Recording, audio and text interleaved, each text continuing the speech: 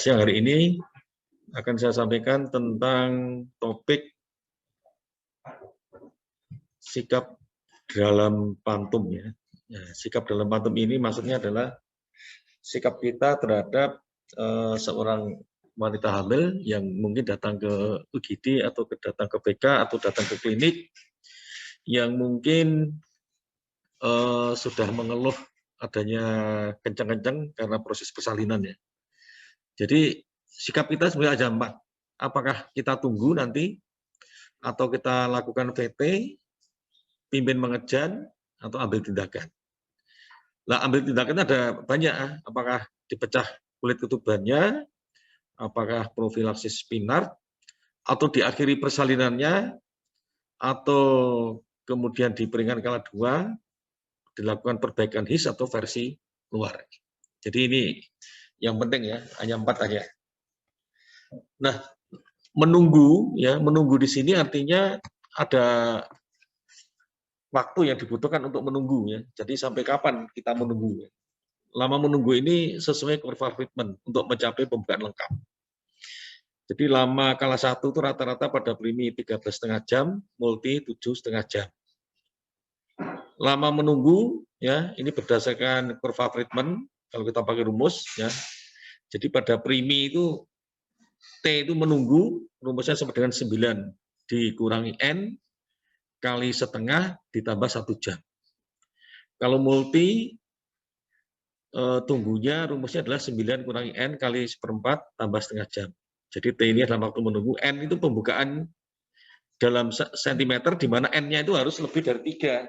Ya, sudah masuk fase aktif, artinya N-nya itu harus minimal 4. Ya, kalau N-nya itu 1, 2, 3 tidak bisa dengan rumus ini. Jadi rumus ini digunakan apabila N-nya adalah paling tidak 4 cm ya.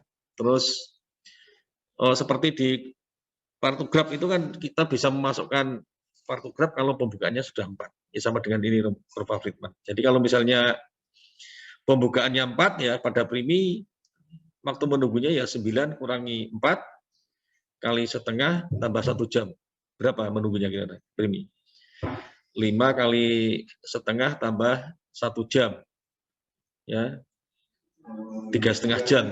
Ya, 3,5 jam. Kalau multi berarti 9 kurangi 4 kali 1/4 tambah setengah jam berapa?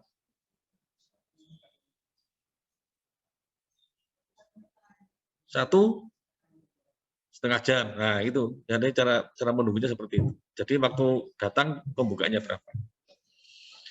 Terus berikutnya adalah VT ya. VT harus dilakukan dengan indikasi yang tepat ya. Artinya kita melakukan VT tidak sembarangan sesuka hati kita lakukan VT, tetapi ada indikasi tertentu. Karena apa? Karena VT itu tidak enak dirasakan oleh parturian ya. Kemungkinan kalau terlalu sering di VT bisa menimbulkan infeksi, dan VT tersebut tidak selalu memberikan hasil yang lebih baik dari pemeriksaan luar.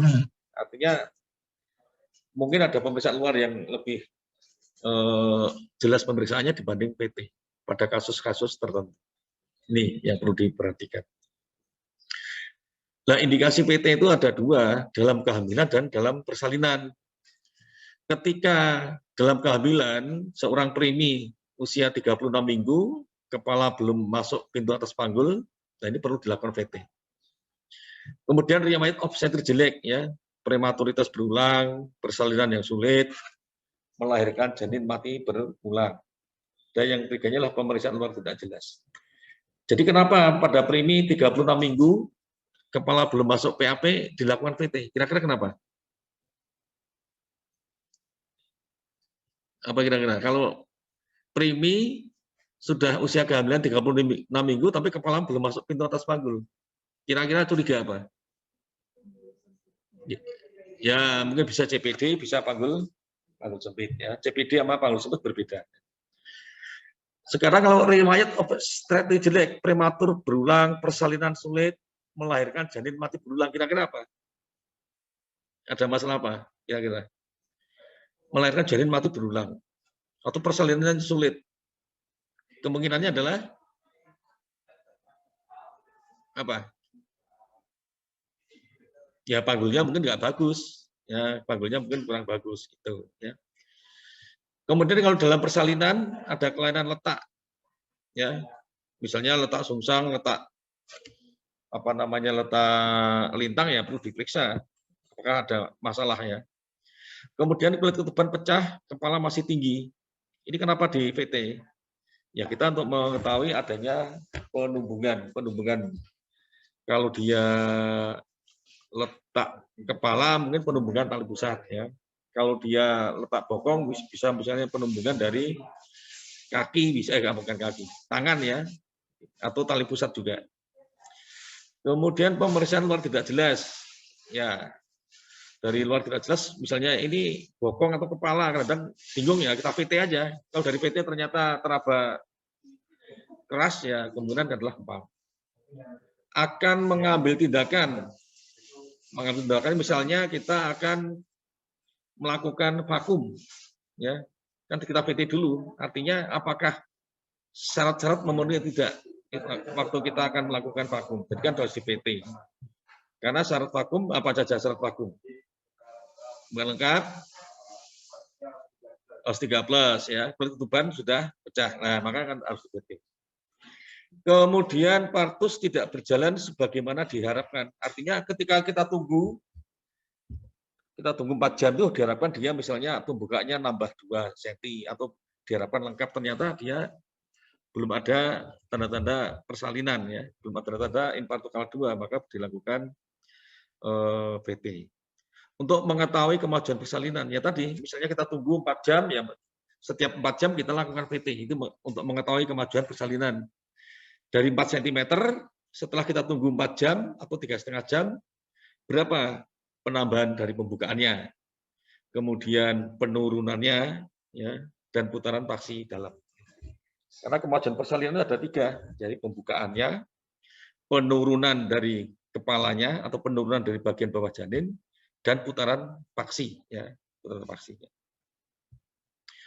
Syaratnya ya vulva dan introitus vagina tidak ada infeksi dan harus aseptik dan antiseptik, artinya kita harus menggunakan sarung tangan yang steril ya. Kontraindikasi, ya ini plasenta previa tidak boleh kita melakukan, sangat-sangat dilarang ya.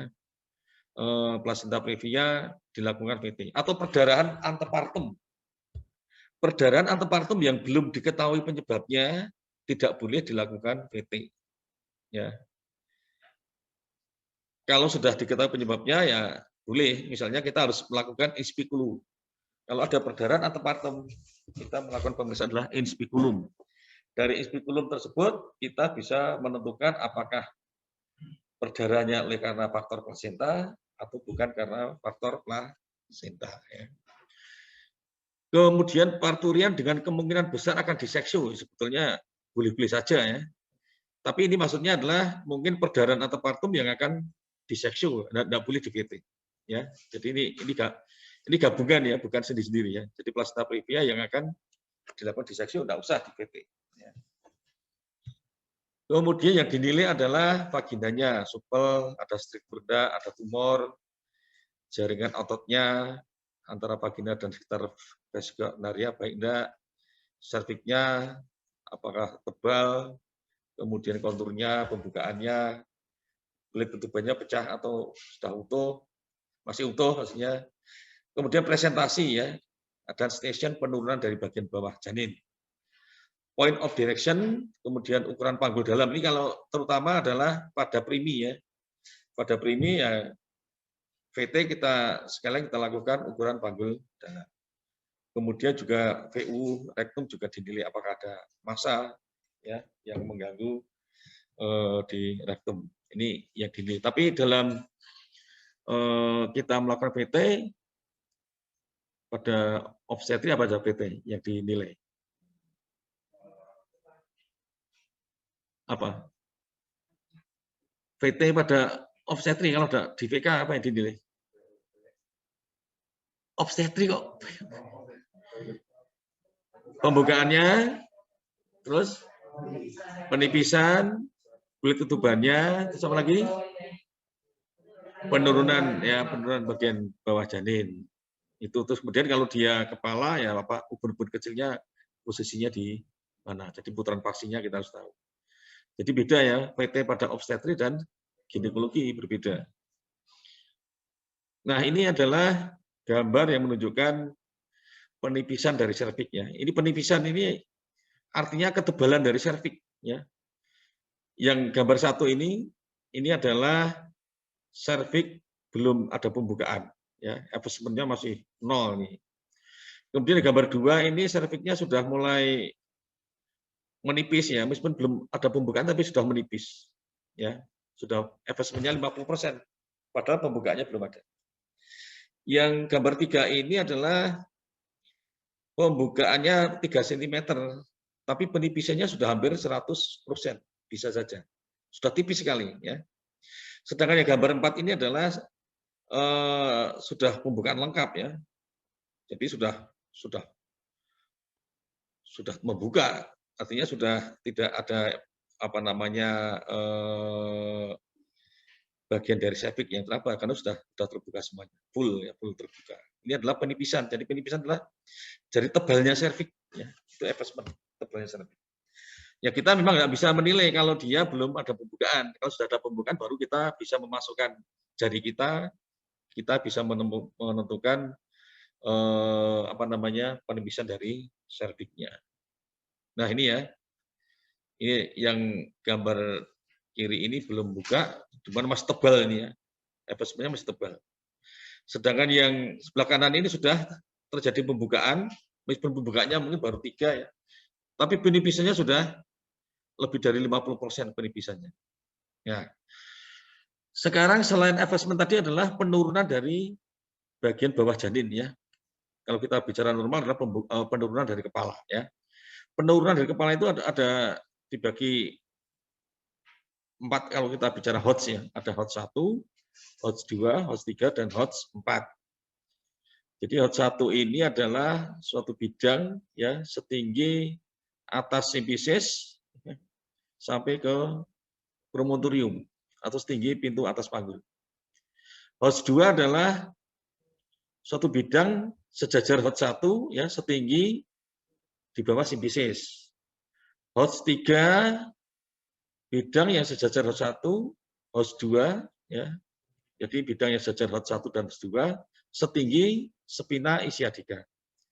Sedangkan HOTS 4 ini sudah di dasar panggul. Jadi kalau kita melakukan VT untuk menilai penurunan ya kira-kira dia turunnya sampai di mana ya. Ternyata sejajar di bawah simpisis berarti HOTS 2.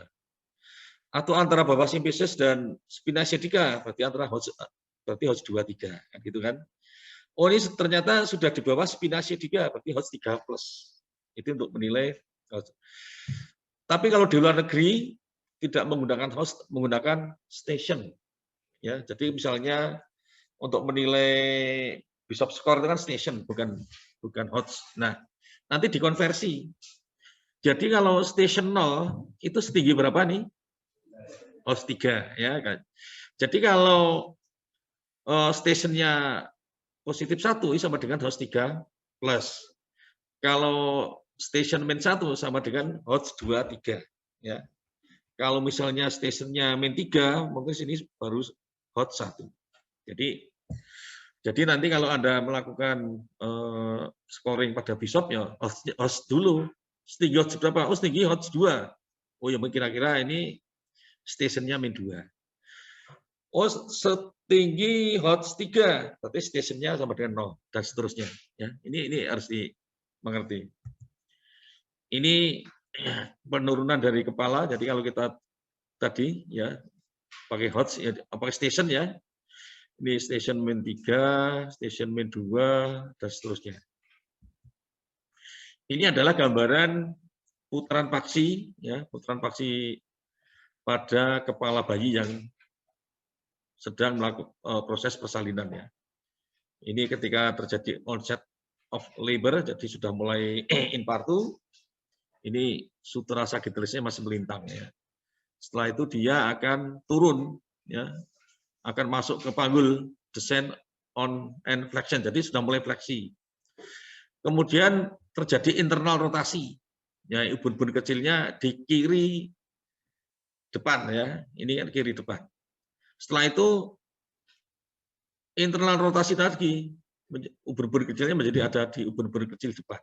Ya, ubun-ubun kecil depan itu namanya letak belakang kepala. Nah, kemudian turun ya, dan extension, kemudian kepalanya sudah mulai keluar, kemudian terjadi restitution, jadi kepala sudah mulai keluar dan terjadi eksternal rotasi. Ya. Setelah eksternal rotasi, maka terjadi ekspulsi, jadi bayi lahir. Jadi bayi turun ya ke panggul itu bukan ujuk-ujuk langsung turun, enggak, dia melalui proses ya, terjadi internal rotasi, setelah kemudian kepalanya keluar terjadi eksternal rotasi, dan kemudian terjadi ekspulsi atau lahir. Ini kardinal movement ya tadi ya, hampir sama. Nah, ukuran panggul dalam ini harus penting ketika kita melakukan VT, terutama pada primi atau yang kita curigai panggul sempit, maka dilakukan ukuran panggul dalam. Ukuran panggul dalam dibagi 3, pintu atas panggul, pintu tengah panggul, dan pintu bawah panggul. Ya. Pintu atas panggul ini adalah terdiri dari promontorium ya, atau conjugata diagonalis, normalnya lebih dari 12,5 cm. Artinya waktu kita melakukan VT, promontoriumnya teraba enggak? Ketika teraba, nah itulah panjangnya kita sebut sebagai conjugata diagonalis. Ya. Normalnya promontorium tidak teraba. Kalau teraba ya nanti diukur, ya, nanti dilihat di kuliah yang prognosis persalinan. Kemudian linea innominata, ya, jadi lingkaran yang ada di pintu atas panggul, jadi melingkari antara tepi atas simpisis sampai promontorium, ya, itu namanya linea innominata. Jadi suatu lingkaran yang ada di pintu atas panggul, ya, di atas simpisis, antara atas simpisis dan promontorium. Normalnya teraba kurang dari setengah lingkaran, ini mestinya kurang dari sepertiga lingkarannya. Betul ya. Kemudian pintu tengah panggul, nah ini terjadi spina ischiadica. Normalnya tidak menonjol, kemudian kelengkungan sakrumnya cukup, dinding samping pelvis sejajar. Pintu bawah panggul ada arcus pubis ya, normalnya lebih dari 90 derajat, kemudian mobilitas os coccygeus cukup. Nanti ukuran panggul dalam ini ada videonya ya. Pernah lihat videonya belum? Anda lihat di YouTube saya ada nanti video tentang khusus ukuran panggul dalam ya. Jadi nanti ada videonya, ada panggulnya, jadi Anda nanti bisa melihat lebih jelas. Sikap berikutnya adalah pimpin mengejan. Ya. Kapan kita melakukan pimpin mengejan? Tentu saja kalau sudah infarku kala 2, sudah pembukaan lengkap, baru kita pimpin. Kalau belum pembukaan lengkap dipimpin, nanti terjadi udin dan tidak akan mungkin lahir. Nah, cara memimpin ya, kita memimpin mengejan itu bila ada his. Ya. Bila ada his baru kita suruh mengejan. Ketika hisnya hilang ya istirahat dulu. Jadi ketika istirahat tidak boleh kita artinya kalau tidak ada his tidak boleh kita pimpin mengejan. Percuma ya, percuma saja. Kemudian bila subocciput sudah di bawah simpisis atau di dasar panggul, sudah nggak perlu mengejan lagi. Maka karena biasanya kepala akan lahir dengan sendirinya, ya, dan lahirnya pelan-pelan agar perineum tidak robek. Kalau kepala sudah atau subocciput sudah di bawah simpisis, nanti ngejannya terlalu keras, ya kepalanya akan keluar terlalu cepat, ya bisa menimbulkan robekan perineum. Lama memimpin mengejan ya, rata-rata ini primi 1 jam ya. Multi 20 sampai 30 menit. Jadi rata-ratanya, tetapi maksimalnya primi itu 2,5 jam. Jadi kalau Anda memimpin sampai 2,5 jam ya tidak masalah, itu maksimal. Ya. Kalau multi hanya 1,5 jam. Tetapi ada beberapa buku yang mengatakan maksimal adalah 2 jam, ya tidak apa-apa, terserah. Ya. Jadi ada maksimalnya. Jadi jangan sampai kita yang capek mimpin 1 jam, wah kita mimpinnya capek diakhiri, tidak boleh. Ya. Kecuali pasiennya yang capek, ya boleh diakhiri.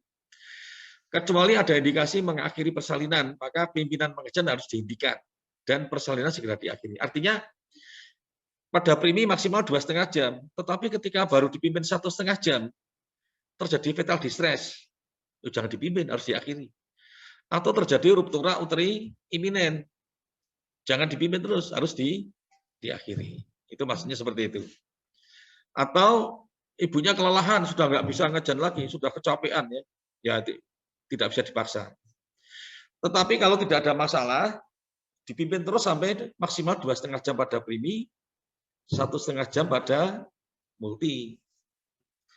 Nah, kalau dipimpin selama 2,5 jam pada primi dan 1,5 jam pada multi tidak lahir, namanya apa? Ya, namanya adalah kita sebut sebagai partus macet. Ya, gitu. Kalau dipimpin sesuai dengan waktunya, tetapi tidak mau lahir, ya namanya partus macet. Kalau partus macet dilakukan apa? Diakhiri persalinannya dengan cara apa?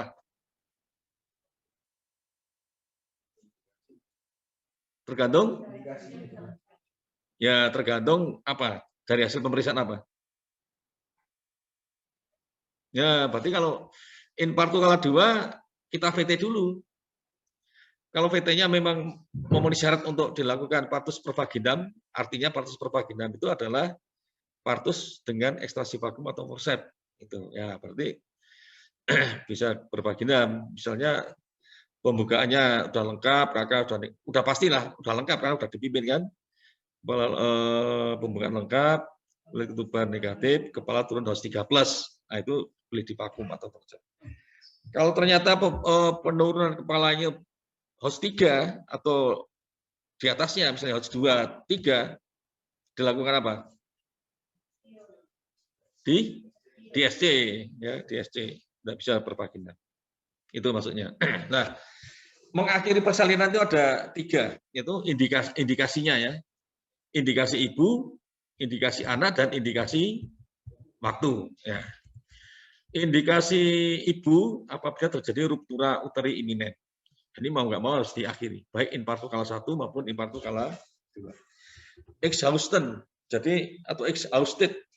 Jadi pasiennya sudah kelelahan ya, ibunya sudah kelelahan, sudah nggak bisa ngejan lagi ya, tidak bisa dipaksa.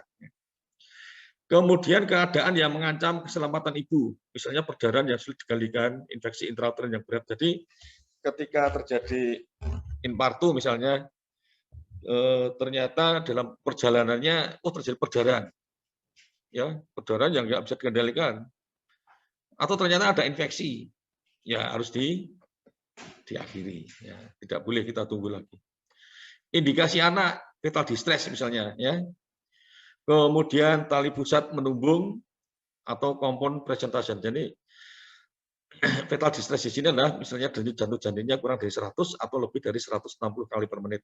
Itu dikatakan fetal distress. Nah, kalau kurang dari 100 disebut sebagai fetal deselerasi, kalau lebih dari 160 namanya akselerasi. Atau DJJ-nya irregular. Ya, selisih lebih dari 2, pH darah janin kurang dari 7,2 ini tidak bisa kita nilai ya.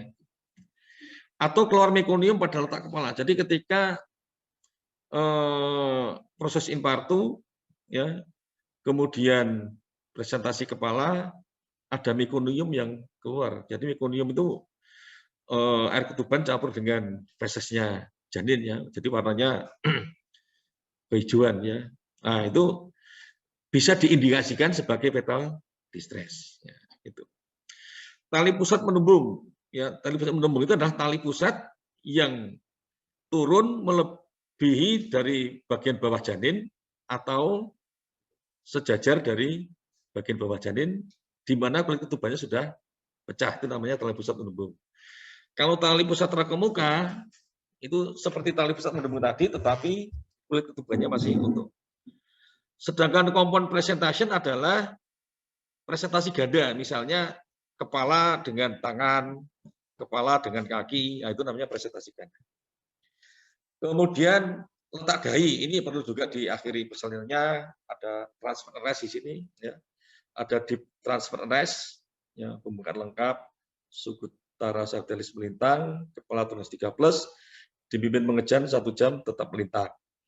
Kemudian ada istilah presentasio occiput posterior directa, ya. pembukaan lengkap tapi kepala masih tinggi. Ada lagi presentasio occiput anterior directa, ya, pembukaan lengkap, kepala juga masih tinggi, ubun-ubun kecil anterior. Ada lagi posisi occipitalis posterior persisten, kepala di dasar panggul, ubun-ubun kecil di belakang, dipimpin mengejar 1 jam tidak keluar. Ya. Ini adalah posisi occiput, ya. Ini kalau terjadi putaran paksi itu, ya. Ini juga occiput. Nah, ini adalah ubun-ubun kecilnya ada di kanan, ya. Ini struktura sagittalis melintang, sedangkan yang kanan ini adalah ubun-ubun kecilnya di kiri ibu, struktura sagittalis melintang. Ini occiput posterior, jadi ubun-ubun kecil di belakang, di posterior, ya, di posterior ubun-ubun kecilnya.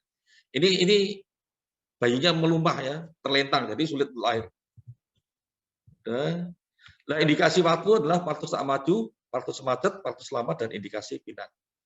Dikatakan partus tak maju adalah tidak ada kemajuan pada kala 1 dalam jangka waktu tertentu, ya, dalam hal pembukaan serviks, penurunan kepala, dan putaran paksi dalam. Jadi harus memenuhi ketiga-tiganya. Ya. Kalau partus macet tidak ada kemajuan pada kala 2 dalam jangka waktu yang ditentukan, dalam hal penurunan kepala dan putaran paksi dalam. Jadi sudah nggak ada pembukaan karena sudah lengkap. Sedangkan partus lama menurut WHO adalah partus yang terjadi lebih dari 18 jam. Sejak dinyatakan dia infarto.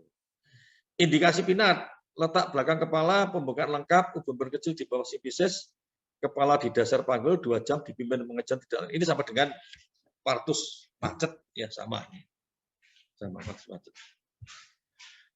Nah, macam-macam bentuk mengakhiri persalinan bisa per vagina, bisa per abdominam. Per vagina bisa ekstrasi bokong kaki, bisa versi ekstrasi, bisa ekstrasi forceps atau vakum, bisa embriotomi. Embriotomi sudah ditinggalkan, sudah nggak dilakukan. Yang per abdominam adalah seksaria. Jadi kalau melakukan vakum, ya, ini vakum. Contohnya adalah. Nah, tindakan lain adalah pecah kulit ketuban, perbaikan his, versi luar, dan peringan kala 2. Pecah kulit tuban ini adalah kapan kita melakukan memecah kulit tuban, indikasinya adalah apabila kita akan induksi partus, tapi sulit dilakukan, tidak mungkin, ya. Karena belum ada pembukaan, kita mau mecah kulit tuban, pecahnya dari mana? Sulit. Memperbaiki his. Jadi ini pada inersia uteri, ya. Pembukaan 5, inersia uteri, kulit tubannya dipecah. Atau masuk infartu kala 2 akan mimpin mengejan, ya, kita pecah. Atau akan melakukan ekstraksi vakum atau forceps, ya, harus kita lakukan pecah. Ini tadi bisa perbaikan his, itu satu tindakan, ya, dengan memberikan oksitosin juga. Kemudian versi luar, peringan kala 2. Peringan kala 2 ini adalah pada kasus-kasus kehamilan dengan preeklamsi atau eklamsi, penyakit jantung, asma, atau bekas seksu. Jadi pasien sudah kita siapkan sejak awal. Dengan kondisi seperti ini, akan kita lakukan peringan kala 2. Ya, peringan kala 2 ya umumnya bisa kita lakukan dengan ekstrasi vakum atau forceps. Ya, itu. Ya, itu saja tentang sikap-sikap dalam pantum. Ya, nanti bisa dipelajari lebih lanjut. Ya.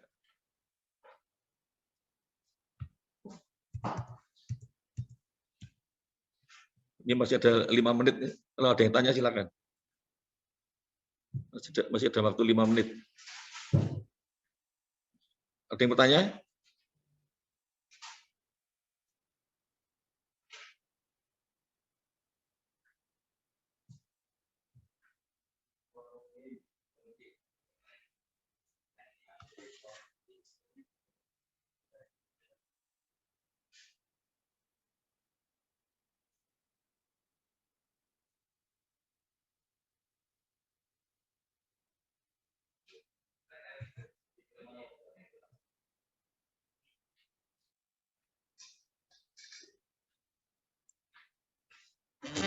Yuk, silakan, yang mau tanya.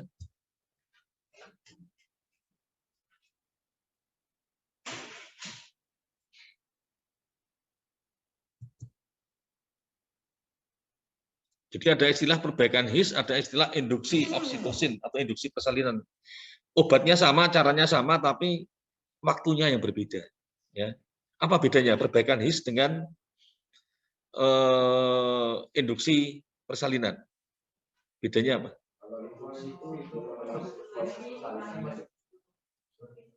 Ya, kalau induksi persalinan dilakukan pada pasien yang belum infartu.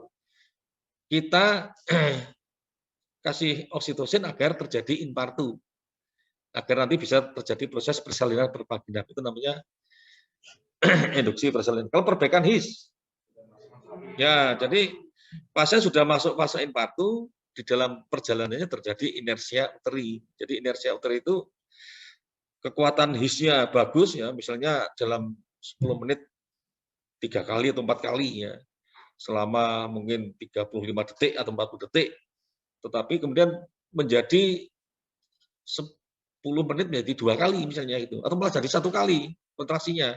Nah, itu berarti inersia uteri.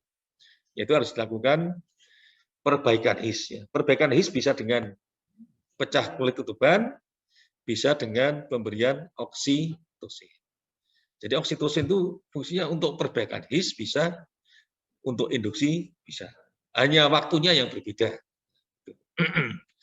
Kalau peringatan K2 itu maksudnya adalah pasien dilakukan forceps atau ekstrasi vakum atas indikasi peringatan K2, yang satunya atas indikasi partus macet, itu beda.